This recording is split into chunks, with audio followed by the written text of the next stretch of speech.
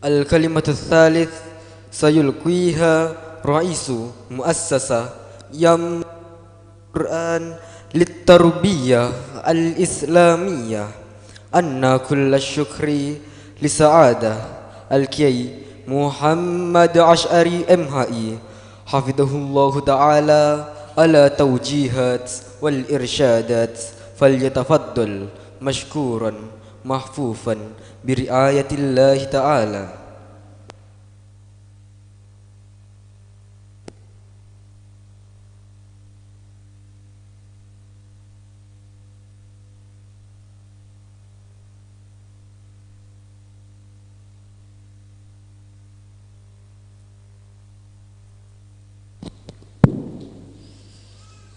Assalamualaikum warahmatullahi wabarakatuh.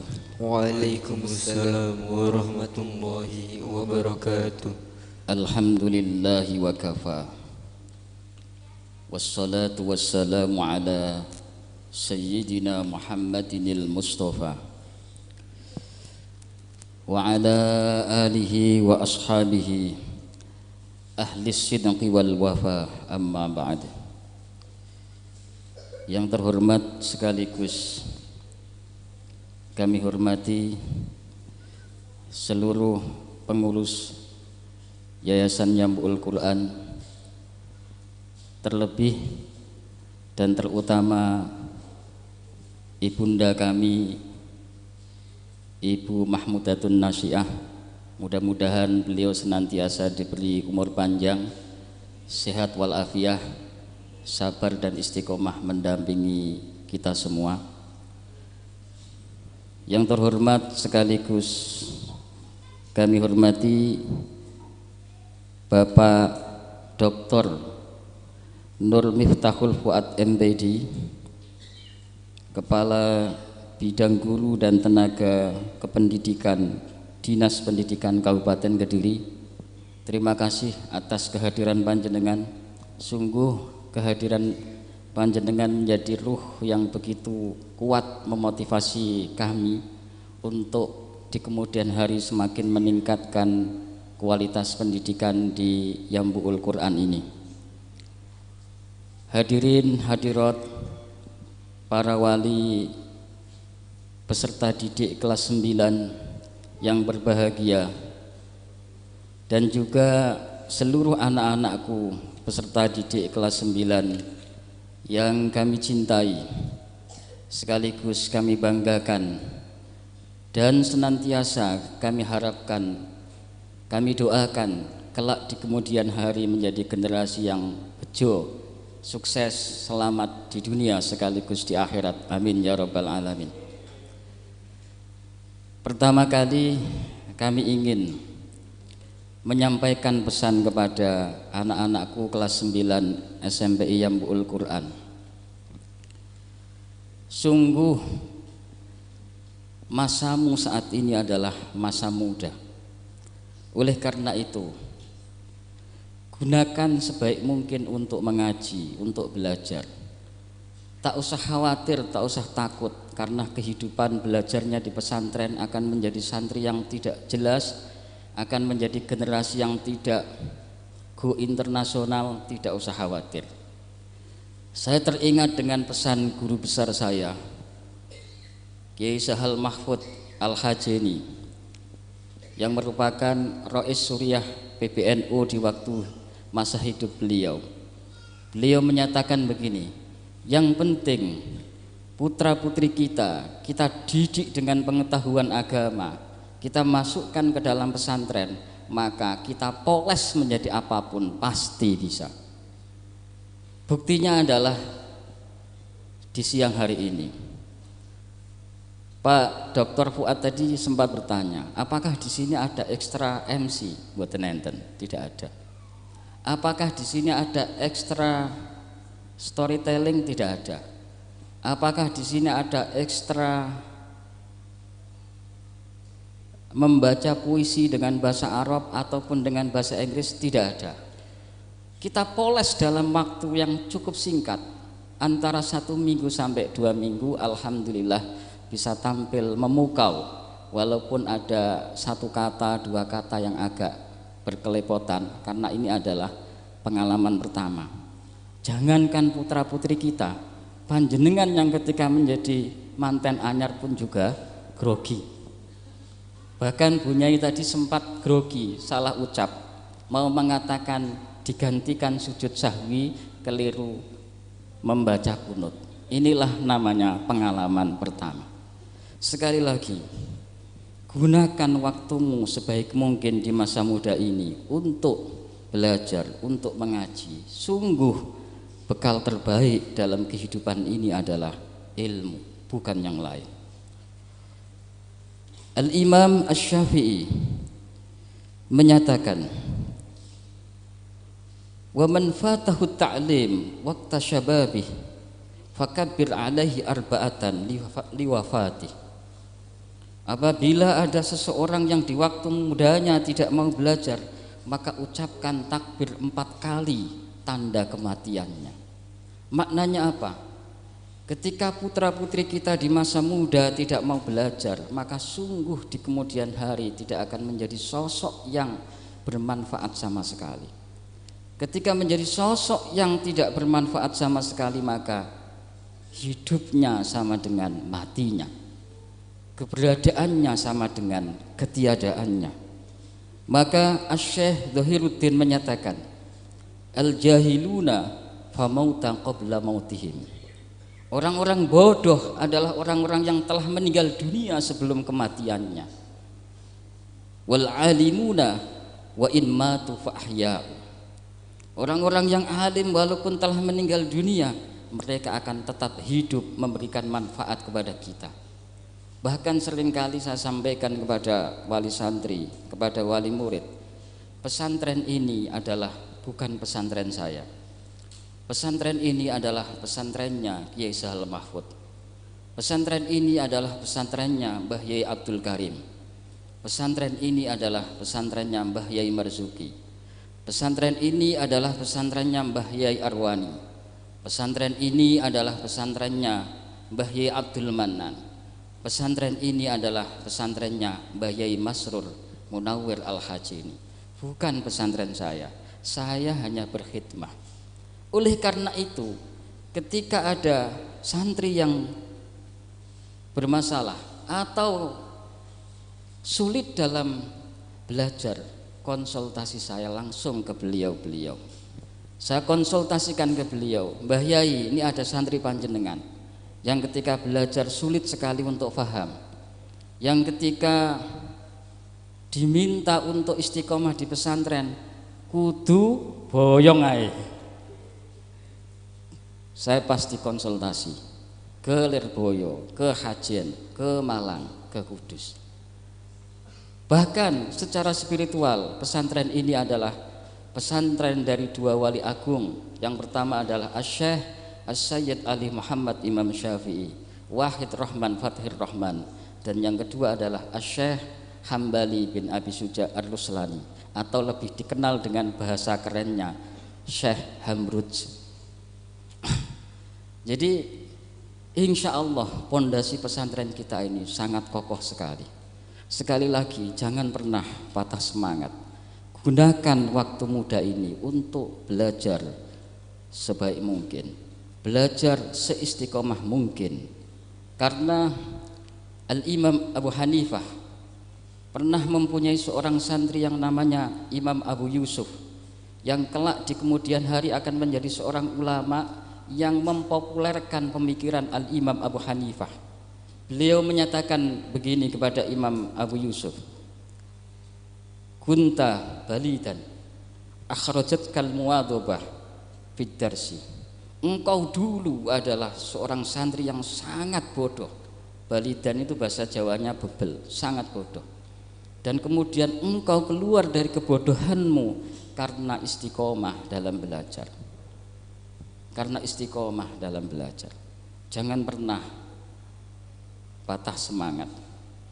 Bahkan saya seringkali ketika menyendiri, seringkali masih menyesal kenapa saya dulu mondok hanya sebentar. Bahkan ketika saya membaca riwayat Gus Bahak dan lain sebagainya, ilmuwan-ilmuwan handal yang tak pernah sekolah namun pengalamannya go internasional, mondoknya berpuluh-puluh tahun. Jadi tidak usah khawatir, walaupun di pesantren hanya tidur tanpa alas, tanpa kasur, makan hanya lauk, tahu dan tempe, bahkan teman-temannya ikan asin. Tapi ternyata seperti yang disampaikan oleh Bapak Surahim tadi, saat ini putra-putri kita boleh bersusah payah, tapi di kemudian hari pasti dimuliakan oleh Allah, ditingkatkan derajatnya melalui ilmu yang didapatkan pada waktu di pesantren. Al-Imam Asy-Syafi'i menyatakan, "Faman lam yadhuq murrat ta'allum sa'atan tajarru'a dhullal jahli tula hayati." Barang siapa yang tidak mau merasakan pahitnya belajar walau sesaat, maka bersiaplah untuk menelan kebodohan sepanjang hayat. Sekali lagi, sungguh bekal terbaik dalam mengarungi kehidupan ini adalah ilmu, bukan yang lain.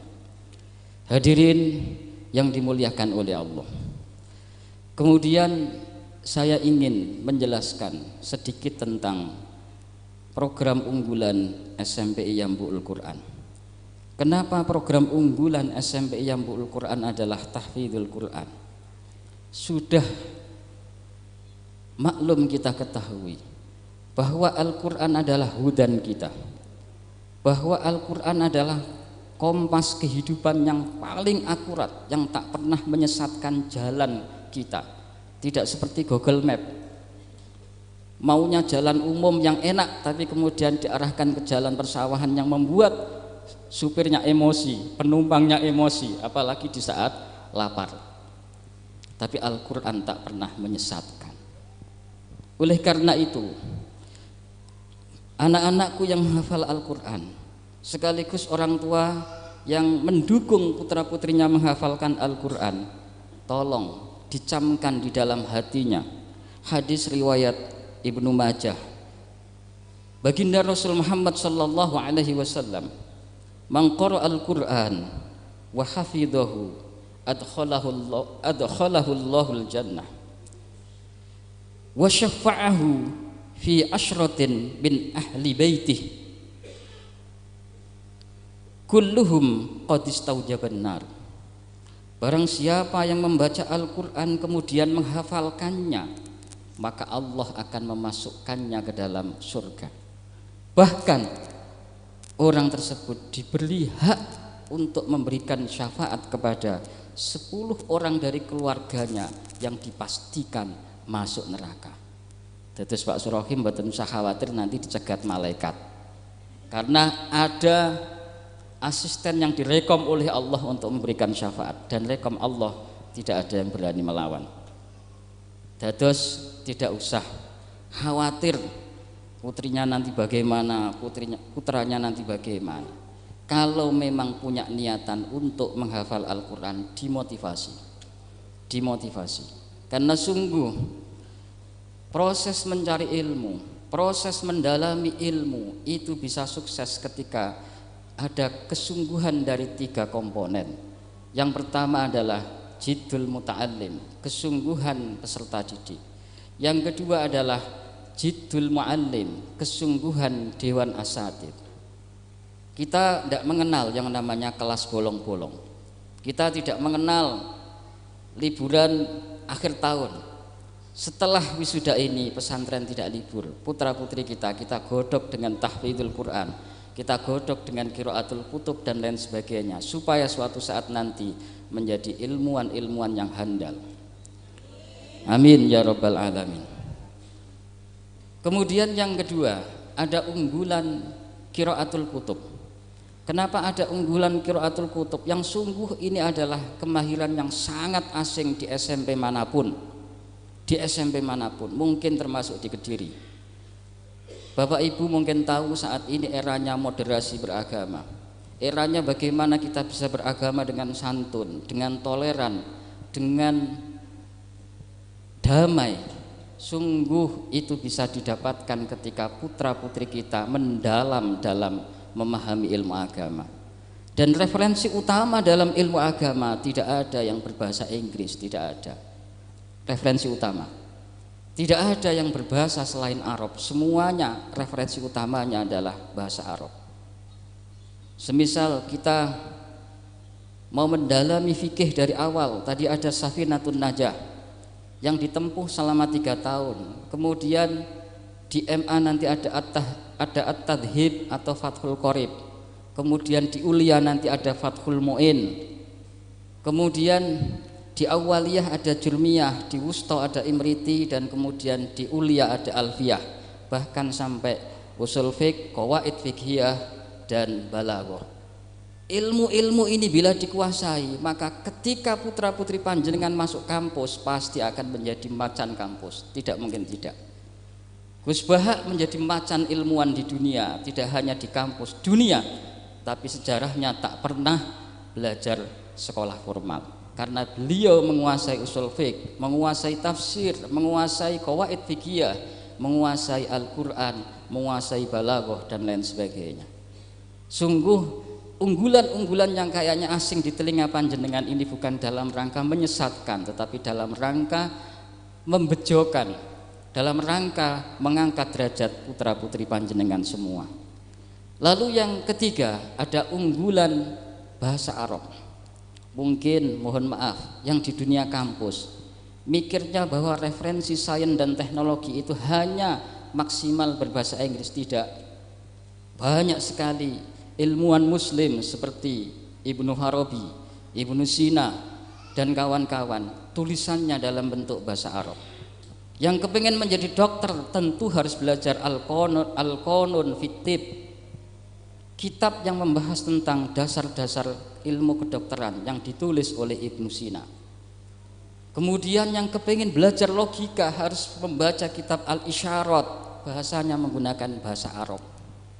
Jadi kita tidak boleh melupakan bahasa Arab, karena sungguh Al-Quran pun juga bahasa Arab. Tentu kita sebagai orang muslim, kebanggaan yang ada di dalam hati bukan mahir bahasa Inggris nomor 1, tetapi mahir bahasa Arab. Baru kemudian mahir bahasa Inggris yang merupakan unggulan yang keempat. Kita ingin putra-putri kita nanti bisa kuliah di Al-Azhar Mesir, di Yaman, di McGill, di Kanada, dan lain sebagainya. Tentu untuk membangun networking ini, membangun komunikasi yang intens, bahkan untuk menuangkan ide dan pemikiran kita di dunia medsos yang akan bisa dibaca oleh siapapun, juga harus menggunakan ragam bahasa, tak hanya bahasa Indonesia. Kalau kita tulis dengan bahasa Indonesia tentu orang Amerika tak paham. Kalau kita tulis dengan bahasa Inggris maka Amerika paham, Australia paham. Kita tulis dengan bahasa Arab, Arab Saudi paham, Turki paham, Iran paham, Yaman paham, dan lain sebagainya. Itulah maksud dan tujuan kami memprogram 4 hal yang menjadi unggulan SMPI Yambul Quran.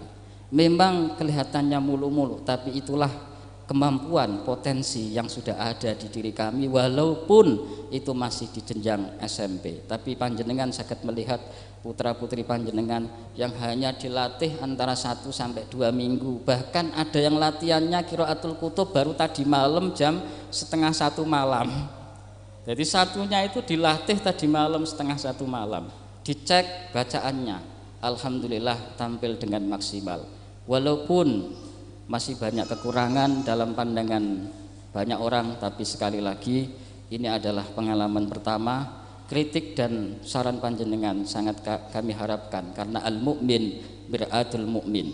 Orang mukmin adalah kaca penggala bagi orang mukmin yang lain, sehingga kritik, saran yang membangun untuk meningkatkan kualitas lembaga pendidikan ini harus senantiasa digelorakan. Sekali lagi yang paling akhir, kami mengucapkan selamat kepada anak-anakku kelas 9 SMPI Yambul Quran. Mudah-mudahan ilmu yang Anda semua dapatkan di SMPI berkah, manfaat, dan menjadikan kalian semua menjadi putra harapan orang tua, menjadi putra-putri yang solih solihah, yang barlon lil waliden, yang kelak di yaumil qiyamah bisa menarik orang tua Anda ke Jannatil Firdaus. Amin ya rabbal alamin. Wal afwu minkum. Wassalamualaikum warahmatullahi wabarakatuh. Waalaikumsalam warahmatullahi wabarakatuh.